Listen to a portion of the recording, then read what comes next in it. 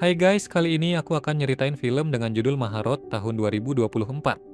Menceritakan tentang seorang anak SMA yang diam-diam menyukai tante yang menyewa di rumah kontrakan milik ibunya. Walaupun anak SMA ini suka dan ingin bersama tante itu, tapi mereka tidak mungkin bisa bersama karena si tante adalah seorang icikiwir. Gimana kisahnya? Langsung gas guys. Uwi ka na, bago kita isumbong sa nanay mo. Galingan mo ah. Suatu hari ada seorang pria yang bertemu dengan teman lamanya di sebuah alun-alun kota kecil. Pemuda itu bernama Anton, sementara wanita itu adalah Jenny. Mereka sangat senang dapat bertemu karena setelah beberapa tahun menjalin pertemanan yang cukup singkat.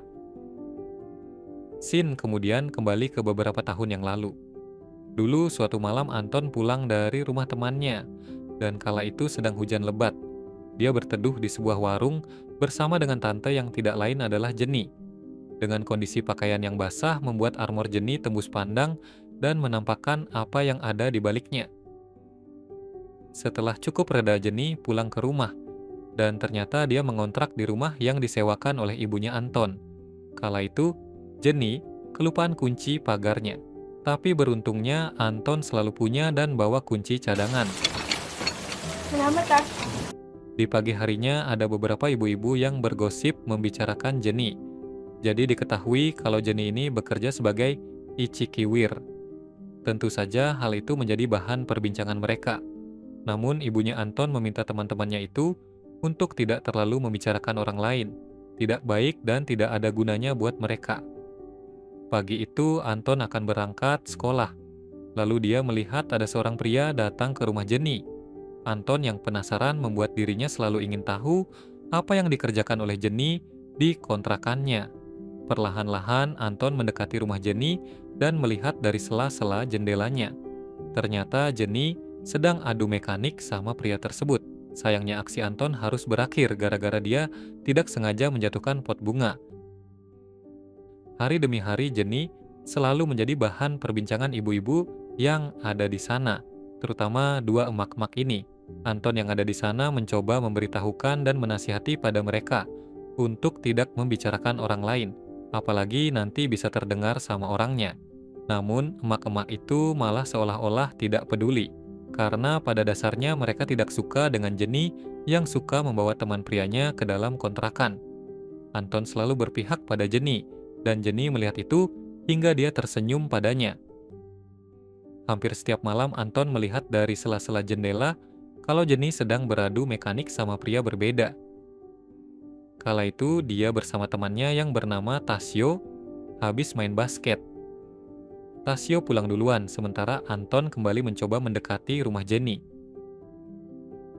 Tak lama pria yang ada di dalam rumah Jenny keluar. Lalu Anton ingin mengetuk pintu rumahnya karena ingin mengobrol dengannya.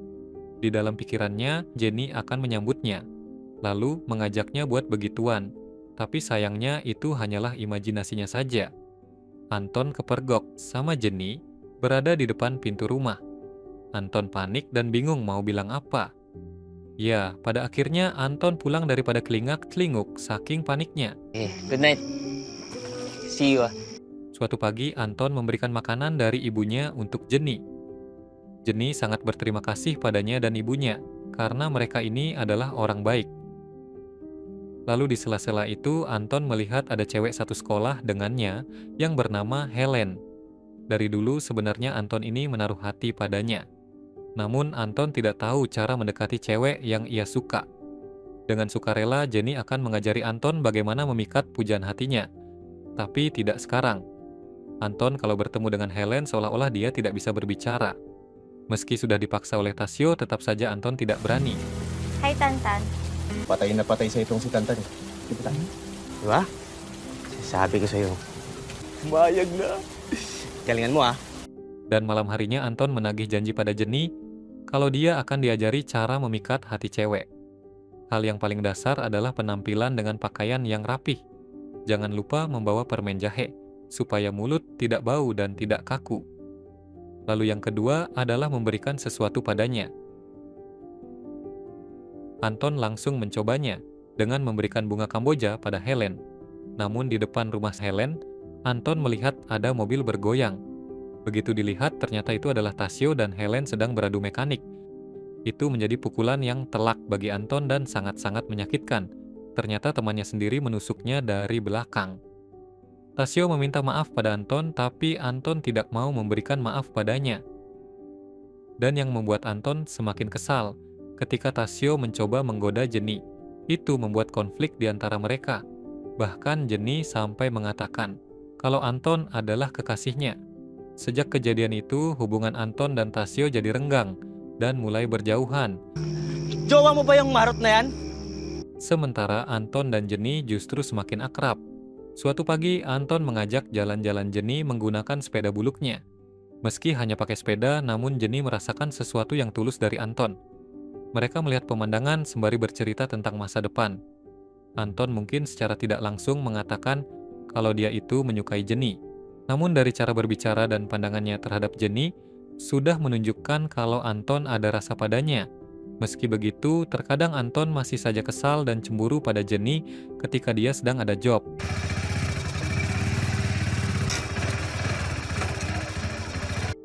Malam itu mereka kembali mengobrol. Kali ini membicarakan masalah Helen. Anton sudah memutuskan kalau tidak akan lagi mendekati Helen. Tentu saja ini membuat Jenny terkejut. Bukankah Anton sangat ingin kenal lebih dekat dengan Helen? Jenny sepertinya tidak tahu kalau Helen sudah menyakiti Anton. Dan terlebih lagi, Helen juga tidak pernah mau dekat dengan Anton. Lebih baik Anton fokus pada orang yang mungkin menerima dia apa adanya. Apalagi rasa cinta Anton pada Jenny semakin tinggi. Namun ibunya memberikan saran dan beberapa kata supaya Anton tidak terlalu berharap. Mencintai seseorang itu memang hak semua orang. Namun Anton juga harus melihat siapa yang kita cintai. Jenny bukanlah wanita yang buruk, dia hanya mencoba untuk bertahan hidup. Dan suatu hari nanti Anton pasti akan mengerti apa maksud dari perkataan ibunya. Lalu suatu hari hujan turun dibarengi dengan amarah ibunya Tasio. Ibunya Tasio kesal pada Jenny. Gara-gara dia desa mereka ini menjadi tercemar. Bahkan dia menuduh Jenny mengajak Tasio buat begituan. Namun Jenny membantah. Tasio justru bermain dengan Helen. Seketika ibunya Tasio menjadi malu karena sudah menuduh Jenny. Lalu dia berbalik menyerang Helen. Hindi ko naging kliyente ang anak mo. Helen! Helen! Ano ba yan? Sejak kejadian itu, Jenny memutuskan untuk pergi dari desa tersebut. Dirinya sudah dianggap sebagai hama oleh masyarakat. Meski Anton melarang, namun itu sudah menjadi keputusannya. Jenny juga akan memberikan pelajaran terakhir pada Anton supaya bisa dapetin cewek yang ia suka dengan cara begituan. Malam itu Anton menang banyak. Namun di pagi harinya, Jenny sudah tidak ada di rumah. Rumahnya kosong, kata ibunya Jenny, telah pergi ketika saat masih subuh tadi. Buru-buru Anton pergi ke terminal untuk mencari Jenny. Beruntungnya mereka masih bisa bertemu. Anton ingin hidup bersama Jenny. Bahkan dia ingin pergi bersama dengannya kala itu. Namun Jenny menolak. Anton masih punya masa depan yang bagus dan cerah. Belajarlah yang rajin dan jadilah orang yang sukses.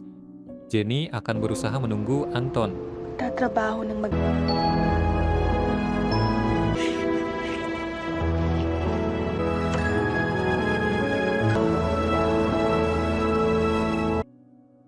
Dan beberapa tahun kemudian bertemulah mereka di alun-alun kota itu.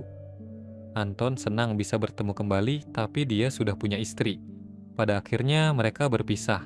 Sementara Jenny juga sudah berkeluarga dan punya anak yang ia beri nama Anton.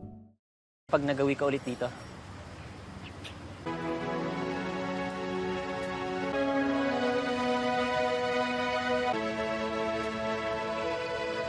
Hello? Tantan anak, pauwi na si Mami.